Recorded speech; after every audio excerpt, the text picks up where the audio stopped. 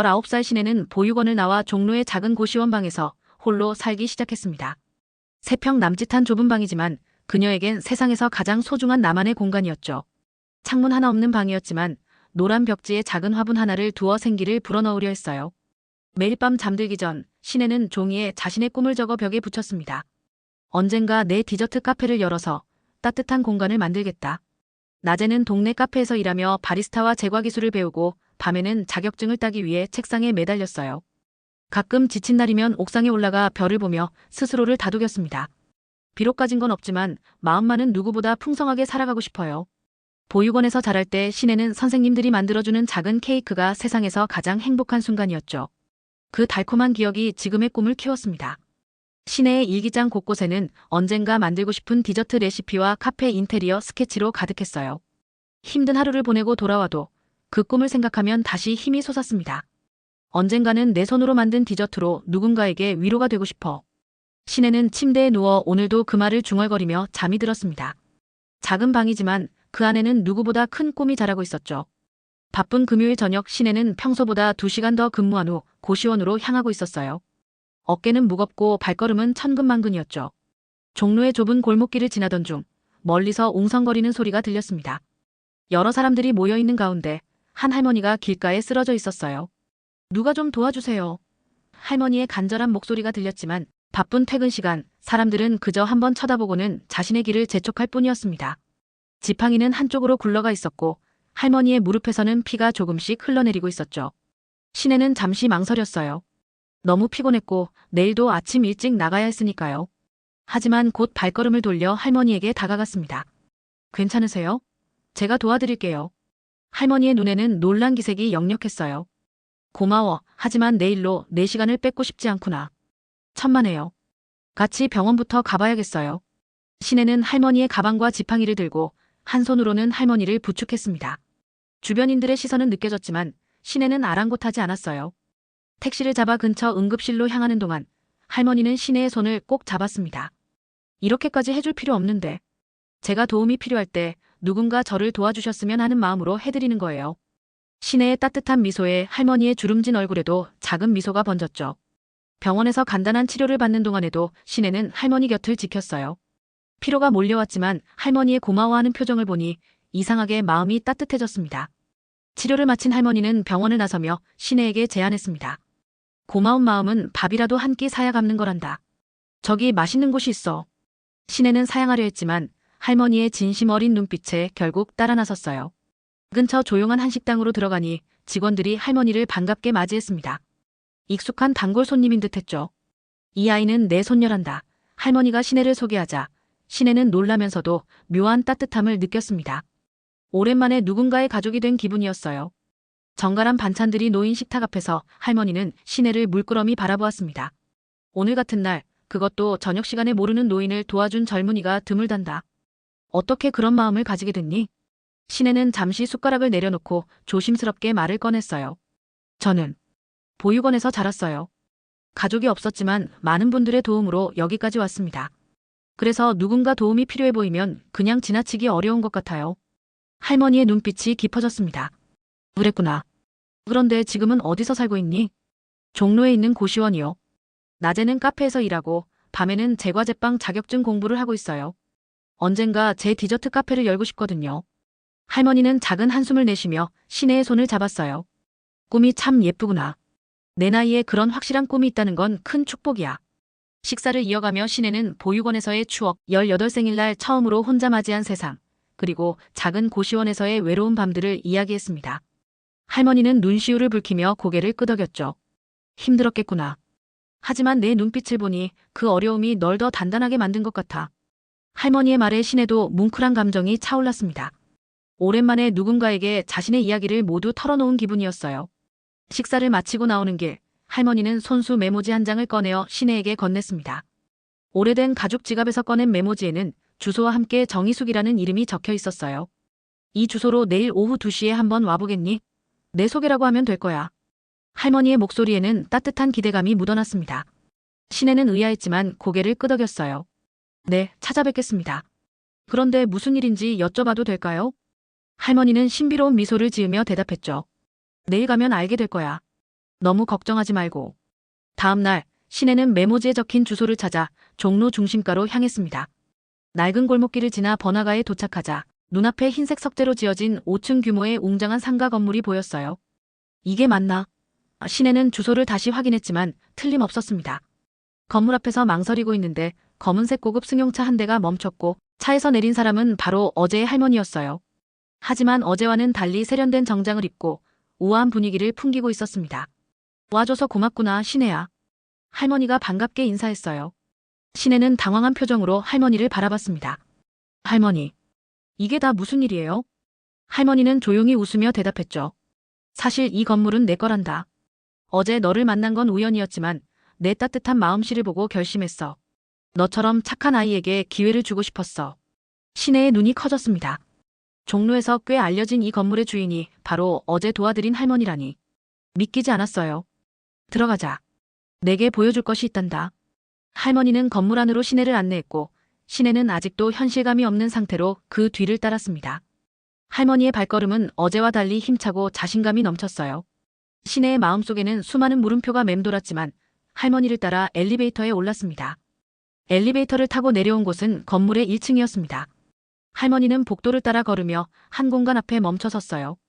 빈 상가였습니다. 유리창에는 임대문의 스티커가 붙어 있었고 내부는 텅 비어 있었죠. 이 자리 어떻게 생각하니? 할머니가 물었습니다. 시내는 망설이며 공간을 둘러보았어요. 약 20평 정도의 공간, 큰 유리창을 통해 들어오는 따스한 햇살, 종로의 분주한 거리가 한눈에 보이는 위치. 너무나 완벽했습니다. 마치 꿈에서 그려왔던 그 카페의 모습 그대로였어요. 정말 멋진 공간이네요. 시내의 목소리에는 부러움이 묻어났습니다. 할머니는 따뜻한 미소를 지으며 말했죠. 마침 이 상가가 공실이란다. 내게 이 공간을 제공하고 싶어. 첫 2년간은 월세의 30%만 받을게. 내 꿈을 펼칠 수 있는 기회를 주고 싶구나. 시내는 자신의 귀를 의심했어요. 제가요? 하지만 왜 저한테 이런 기회를? 세상에는 기회가 필요한 사람이 있고 그 기회를 줄 수 있는 사람이 있단다. 어제 내가 보여준 따뜻함에 보답하고 싶어. 할머니의 목소리는 단호했습니다. 시내의 눈에서는 눈물이 흘러내렸어요. 보육원을 나온 이후 처음으로 누군가가 그녀의 꿈을 현실로 만들어줄 기회를 준 것이었습니다. 정말 감사합니다. 어떻게 보답해야 할지. 그저 내 꿈을 이루는 모습을 보는 것이 내게는 가장 큰 보답이란다. 할머니는 시내의 어깨를 토닥였습니다. 그렇게 시내는 보육원에서 배운 제과제빵 기술을 바탕으로 자신만의 작은 디저트 카페, 달콤한 기억을 열게 되었어요. 오픈 준비 과정은 쉽지 않았습니다. 낮에는 아르바이트를 계속하고 밤에는 카페 인테리어와 메뉴 개발에 몰두했죠. 할머니는 가끔 들러 필요한 조언을 해주었고 때로는 묵묵히 시내의 노력을 지켜보았습니다. 마침내 오픈한 날 시내는 첫 손님으로 할머니를 맞이했어요.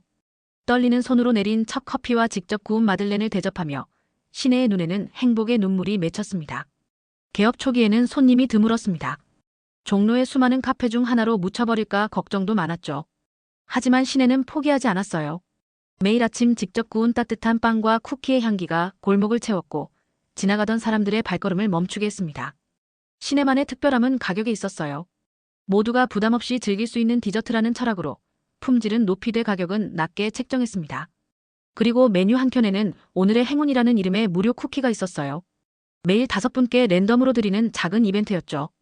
한 달이 지나자 단골 손님들이 생기기 시작했습니다. 동네 직장인들, 학교 귀가길의 학생들, 그리고 주변 상인들까지. 달콤한 기억은 종로 골목의 작은 보물 같은 곳이 되어갔어요. 할머니는 거의 매일 오후 3시에 카페를 찾았습니다. 항상 창가 자리에 앉아 책을 읽거나 지나가는 사람들을 바라보며 시간을 보냈죠. 시내는 할머니를 위한 특별 메뉴 희숙의 차를 만들었어요. 국화차에 꿀을 조금 넣고 계피 향을 입힌 차였습니다. 이렇게 매일 와주시지 않아도 되는데. 어느 날 시내가 말했어요. 할머니는 차를 한 모금 마시고 미소 지었습니다. 이 시간이 내 하루 중 가장 행복한 순간이란다. 내가 일하는 모습을 보는 것만으로도 내 마음이 따뜻해져. 그 말에 시내는 문득 물었어요. 할머니, 친할머니가 계셨다면 이런 기분일까요? 누군가 항상 내 곁을 지켜봐주고 응원해주는 사람. 할머니의 눈시울이 붉어졌습니다. 그럴지도 모르지. 하지만 이젠 그냥 내 손녀라고 생각한단다. 할머니는 시내의 손을 따뜻하게 잡았어요. 그 순간 시내는 깨달았습니다. 가족은 꼭 혈연으로만 맺어지는 게 아니라는 것을. 때로는 우연한 만남, 작은 친절, 그리고 서로의 마음이 통할 때 진정한 가족이 된다는 것을요. 카페는 점점 손님들로 북적이기 시작했고 시내는 한 명의 직원을 고용하게 되었습니다. 보육원 동기인 미나를 고용했죠.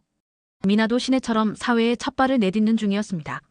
함께 일하는 시간이 늘어날수록 달콤한 기억은 단순한 카페가 아닌 누군가에게는 희망의 공간이 되어갔어요. 시간이 흘러 어느덧 카페를 연 지 2년이 되었습니다. 달콤한 기억은 이제 종로에서 꽤 알려진 명소가 되었어요. 주말이면 자리를 잡기 힘들 정도로 손님들이 넘쳐났고 시내의 디저트는 SNS에서도 유명해졌습니다. 특히 보육원의 추억이라 이름 붙인 케이크는 많은 이들의 사랑을 받았죠. 순수한 우유 생크림에 계절 과일을 얹은 단순한 케이크였지만 그 맛은 어린 시절 특별한 날에만 맛볼 수 있었던 보육원의 케이크를 떠올리게 했어요. 시내는 월급 봉투를 들고 할머니를 찾아갔습니다. 약속했던 2년간의 특별 월세 기간이 끝났기 때문이었죠. 할머니, 이제부터는 월세 전액을 내고 싶어요. 제 사업도 안정되었고 이젠 제 힘으로 설 수 있게 되었으니까요. 시내는 자신감 있게 말했습니다. 할머니는 차를 마시며 잠시 생각에 잠기더니 고개를 저었어요. 아니란다. 앞으로도 30%만 받을게. 시내는 당황했습니다. 하지만 그건 너무 과분해요. 이제 카페도 잘 되고 있고. 할머니는 시내의 손을 꼭 잡았어요. 받은 만큼 그걸 다른 누군가에게 나눠줘. 그게 진짜 어른이 되는 길이란다. 그 말에 시내는 깊은 생각에 잠겼습니다. 자신이 받은 도움과 사랑을 어떻게 다시 세상에 돌려줄 수 있을까? 한참을 고민한 끝에 시내는 결심했어요. 매달 수익의 일정 부분을 자신이 자랐던 보육원과 다른 아동보호시설에 기부하기 시작했습니다. 처음에는 작은 금액이었지만 점차 늘려나갔죠. 또한 주말마다 보육원을 직접 찾아가 아이들에게 제과제빵 수업을 진행했어요. 케이크와 쿠키를 만드는 법을 가르치며 시내는 아이들의 눈빛에서 자신의 어린 시절을 보았습니다. 여러분도 꿈을 크게 가지세요. 저처럼 아무것도 없던 사람도 꿈을 이룰 수 있었어요. 시내의 말에 아이들은 반짝이는 눈으로 고개를 끄덕였죠. 카페에서는 희망의 벽이라는 코너를 만들었습니다. 손님들이 마음의 소원이나 응원 메시지를 적어붙이는 공간이었어요. 그 중에서 매주 하나를 선정해 그 소원을 이루는데 조금이나마 도움이 될 만한 작은 선물을 준비했습니다.